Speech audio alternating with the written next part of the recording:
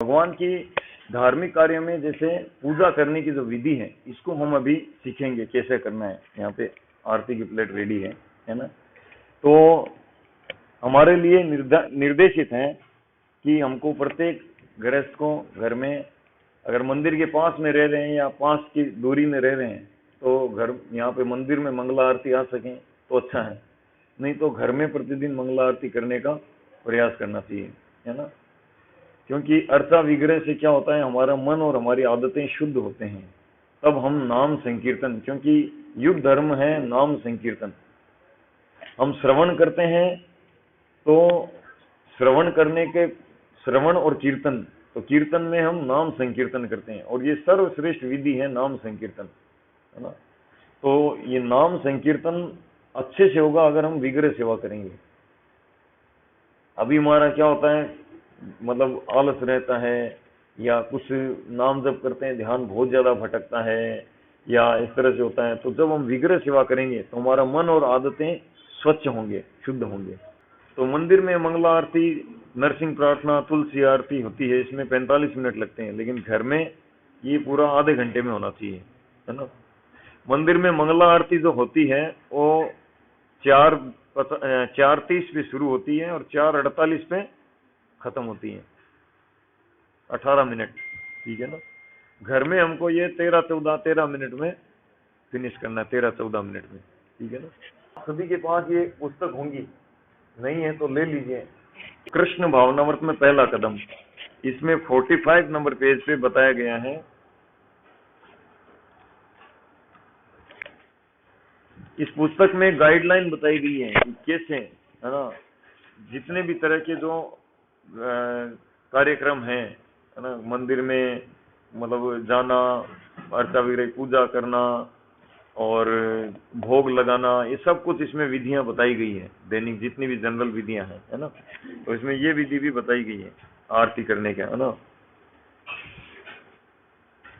तो अभी तो आरती के लिए जो सामग्रियों की लिस्ट है, मैं इसमें से पढ़ के बता रहा हूँ, और इसमें से प्रभु जी दिखाएंगे भी सभी को, है ना। थोड़ा आगे आइए आप। सबसे पहले हमें आचमन करना सीखना है ना। अभी देखो सबको बता रहा हूँ, अगली बार में ना आपको करना है यहाँ पे, ठीक है। तो सबसे पहले जो आचमन पात्र का जो जल है ना, इसको इसमें हम आह्वान करते हैं, जो जितनी पवित्र नदियां हैं उनका, है ना। तो ये बीच वाली दोनों उंगलियां कोई भी काम ले सकते हैं, ये उंगली अशुद्ध मान जाती है, ज्यादातर टाली जाती है ना भगवान की पूजा में, और ये भी काम नहीं ले जाती। इन दो उंगलियों से में कोई भी ले सकते हैं, ये या ये। ओम बोलिए। गंगे च यमुने चैव गोदावरी सरस्वती नर्मदे सिंधु कावेरी जलेस्मिन् सन्निधिं कुरु। तो ये विधि है, सिंपल, है ना। तो इससे क्या है कि हम पवित्र नदियों का आह्वान किया कि आप हमारे इस जल में आइए, ठीक है ना।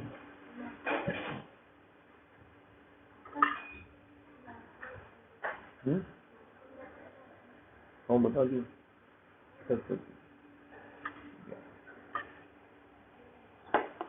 ठीक है, अभी इस पकड़ के चम्मच को पहले यही हाथ धोना और फिर दूसरा हाथ धोना, और फिर ये चम्मच से हम आचमन करेंगे।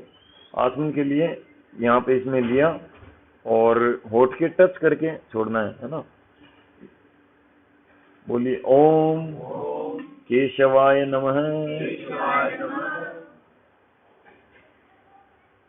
एक बार हाथ बोलेंगे ना। ओम नारायणाय नमः। ओम माधवाय नमः। ठीक है, तो ये आचमन हो गया, है ना। इसमें गृहस्थों के लिए मतलब घर में इतना ही बताया गया है ना। मंदिर में ये भक्त एक विधि और करते हैं, अगर कोई चाहे तो इसको अपना सकते हैं, ऑप्शनल। ओम अपवित्र पवित्रो वा सर्वावस्था गतोऽपि वा यः स्मरेत् पुंडरीकाक्ष स बाह्य अभ्यंतरः शुचिः। तो भगवान विष्णु का ध्यान करना है ना, तो विशेष रूप से उनकी आंखों का, है ना, ये स्मरेत पुंडरीकाक्ष है, मतलब उनका पूरा भगवान विष्णु का ध्यान करना है और फिर ये जल अपने को छिड़कना है, ठीक है ना। तो इससे क्या हुआ, हम इसको भूत शुद्धि बोलते हैं, यानी कि हमारे अपनी शुद्धि हो गई। तो भगवान की सेवा करने जाए तो शुद्ध करके जाए अपने आप को, है ना। वैसे सेवा करने जाते हैं तो स्नान करके और स्वच्छ कपड़े पहने, पहले दिन के कपड़े ना हो, है ना, और मल त्याग किया है तो स्नान करके ही जाएं। इस तरह से कुछ बेसिक विधियां हैं। और इसके बाद क्या होता है कि हम बजाने वाला शंख है, तो इसमें 3 बूंद जल डाल के, मतलब इसको थोड़ा शुद्ध करके ऐसे, और फिर इसको 3 बार बजाना है, ठीक है ना। प्रणाम करके कैसे भी पकड़ सकते हैं, कोई बात नहीं, फूंक मारो खाली, धीरे धीरे आ जाएगा। हाँ, भगवान भावग्राही जनार्दन है। वो थोड़ा सा इसको मतलब यूं चिपका के और जरा सा खोल के से इस तरह से। मेरे को भी बहुत टाइम हो गया।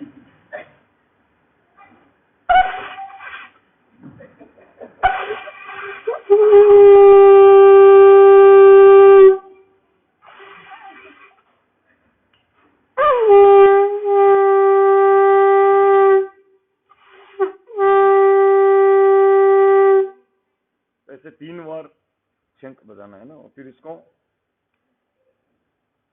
इसमें जल डाल के रुके रख देते हैं, ठीक है, इस तरह से। और अब जब हम अर्चन करेंगे, मतलब भगवान की आरती करेंगे, मतलब शंख बजाने के बाद में आप अगर पर्दा बंद है तो उसको खोल सकते हैं, खुला है तो कोई बात नहीं, है ना, जैसे भी। अभी देखिए, अब आरती की प्लेट, अब आरती की बारी है, ठीक है। तो आरती की प्लेट में 5 मुख्य चीजें जो अर्पण की जाती है वो हैं, है ना। अगरबत्ती, 3 अगरबत्ती लेनी है, ठीक है। लेकिन किसी को धुआं वगैरह प्रॉब्लम हो तो 1 अगरबत्ती भी ले सकते हैं, घुटन हो, गरबा पेक है ऐसा, तो 1 अगरबत्ती भी ले सकते हैं। और अर्पण करने के बाद में उसको बाहर ले जाके, है ना, एलर्जी वगैरह प्रॉब्लम हो। और सेकंड नंबर पे दीप, घी का दीपक, ठीक है। थर्ड नंबर पे जल अर्पित किया जाएगा। तो जल के लिए क्या होता है कि एक कलश के अंदर जल ले लिया, कलश या कोई गिलास के अंदर, और जब अर्पण करेंगे तब इसमें भर के और फिर अर्पण करेंगे शंख के द्वारा, ठीक है। वो कैसे करेंगे भी बताएंगे। तो थर्ड नंबर पे क्या है, जल, जल अर्पित करेंगे शंख के द्वारा, ठीक है ना। ये बजाने वाला शंख नहीं है, ये अलग है। तीसरे नंबर पे जल, चौथे नंबर पे वस्त्र, है ना। तो एक रुमाल, सूती कोई कॉटन रुमाल है, इसको भगवान को ऐसे अर्पण करना। और 5वें नंबर पे पुष्प, ठीक है। और उसके बाद में चंवर और पंख, है ना, 6ठा और 7वें नंबर पे। मुख्य 5 विधियां हैं, लेकिन चंवर एक जनरल है ना, इसको अर्पण करना और पंख को अर्पण करना, ठीक है ना। तो अब आपके मोबाइल में व्हाट्सएप किया मैंने, अभी शाम को एक फोटो भेजी थी, है ना, तो कौन सी चीज कितनी बार अर्पण करनी है। पंकज ग्रुप में फॉरवर्ड कर दो, इनको ग्रुप में ऐड नहीं किया था, ठीक है। तो देखिए, तो जब अगरबत्ती हम अर्पित करते हैं, सूती घंटी लाना, जब अगरबत्ती अर्पित करते हैं, है ना, यानी धूप, तो धूप को जब अर्पण करते हैं तो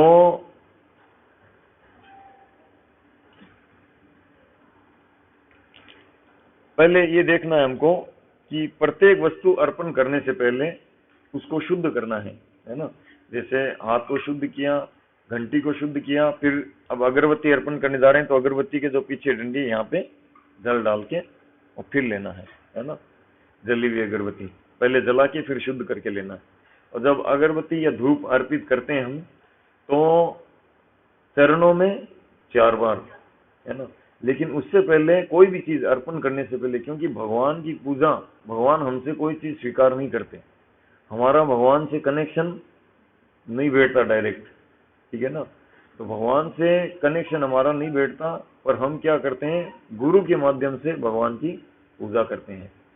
तो श्रील प्रभुपाद इस्कॉन में सभी के पूर्व प्रतिष्ठित शिक्षा गुरु हैं, है ना। उनसे, और अगर जिन्होंने गुरु चरणाश्रय ले लिया है ना, गुरु पादाश्रय ले लिया है, तो वो अपने गुरु की फोटो रखें मंदिर में, और फिर गुरु से परमिशन लें, है ना, कि गुरुदेव कृपया आप परमिशन दीजिए, है ना, तो आपकी कृपा से मैं ये अर्पण कर रहा हूँ भगवान को, ठीक है। तो उनसे परमिशन लेके और फिर अर्पण करना, ठीक है। कुछ प्रश्न? तो श्रील प्रभुपाद शिक्षा गुरु हैं, वर्तमान आचार्य हैं, है ना, और सभी के शिक्षा गुरु हैं। प्रभुपाद जी की शिक्षाएं को ही हम पालन कर रहे हैं सभी। अभी जो हमने पढ़ा ये श्रील प्रभुपाद जी की शिक्षाएं हैं, है ना। जितने भी इस्कॉन में सभी फॉलो की जाते हैं श्रील प्रभुपाद जी की शिक्षा। तो गुरु को मतलब उनकी फोटो के आगे थोड़ा दिखा के और उनसे परमिशन लेना, ठीक है, तुरंत 1 सेकंड में, ऐसे मन में ही ऐसे।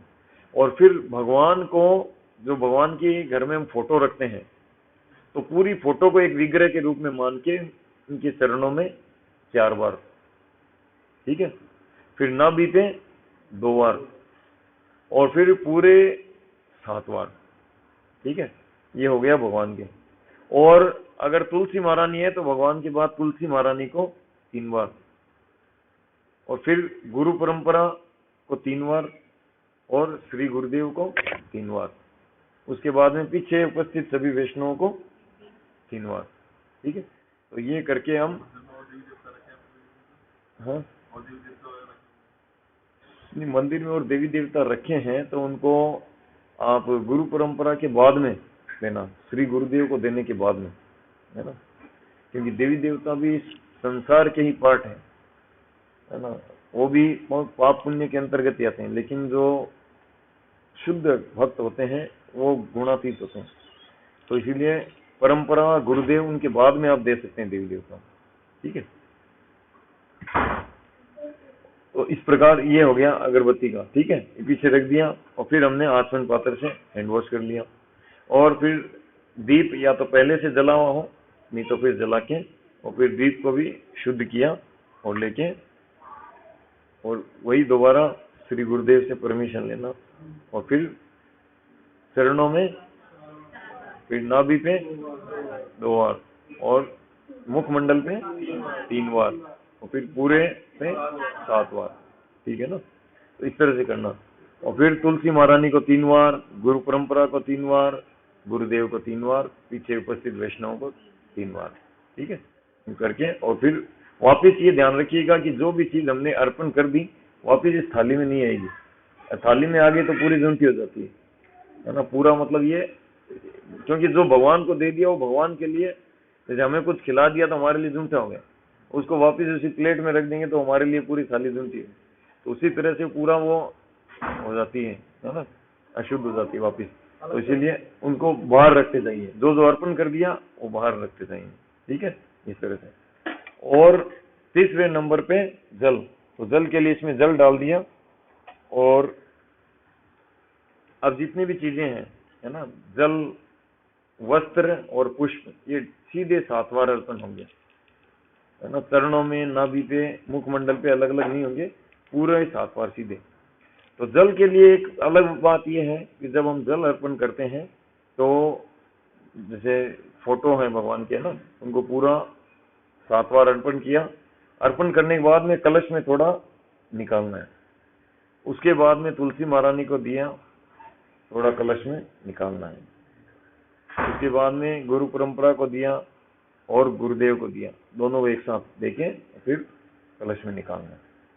फिर पीछे उपस्थित वैष्णव को देके कलश में पूरा खाली कर देना है ना। कलश को पहले ही थाली से बाहर रख लेना है, और फिर कलश और ये सब बाहर रख दिए, ठीक है, इस तरह से। और फिर वस्त्र, तो इसी तरह वस्त्र भी पहले शुद्ध करके, है ना, मैं शायद शुद्ध किया, और फिर गुरु से परमिशन लेके और फिर भगवान को है ना अर्पण करना। और फिर तुलसी महारानी, परंपरा और गुरुदेव। हाँ नहीं, भगवान को 7 बार है ना लिखा ना उसमें जो व्हाट्सएप किया, 7 बार भगवान को देना। तुलसी महारानी 3 बार, गुरु परंपरा 3 बार, गुरुदेव 3 बार, पीछे उपस्थित वैष्णव 3 बार। ठीक है, और ऐसे हो गया। और उसके बाद में पुष्प। अब पुष्प में जल की तरह ही होगा, है ना। पुष्प में भी इसी तरह से हम पहले वापस हैंड वॉश किए, पुष्प शुद्ध किए, और फिर भगवान को 7 बार, ठीक है, दिया। और फिर कुछ पुष्प को भगवान के चरणों में, जितने भी फोटो हैं या जो है ना भगवान के, उनके चरणों में देना है। उसके बाद में तुलसी महारानी को दिया, तुलसी महारानी के चरणों में डाल दिया।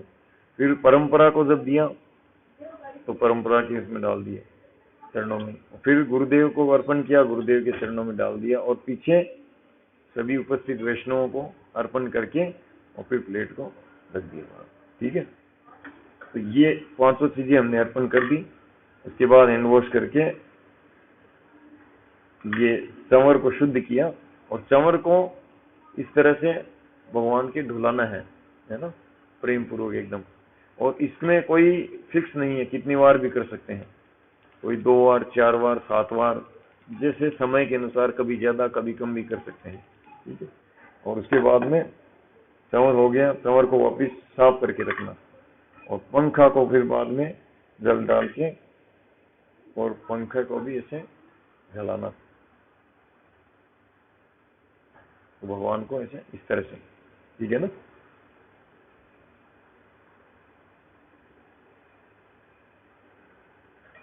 और फिर इनको शुद्ध करके वापस रख देना। ठीक है, और उसके बाद में जब ये आरती हो गई पूरी, तो फिर भगवान को थोड़ा नमस्कार करके, मतलब भगवान त्रुटि हो गई कोई क्षमा कर दीजिए, है ना। और घंटी को रख के और शंख को दोबारा बजाना। ठीक है, तो सरल है, समझ गए, याद रहेगा।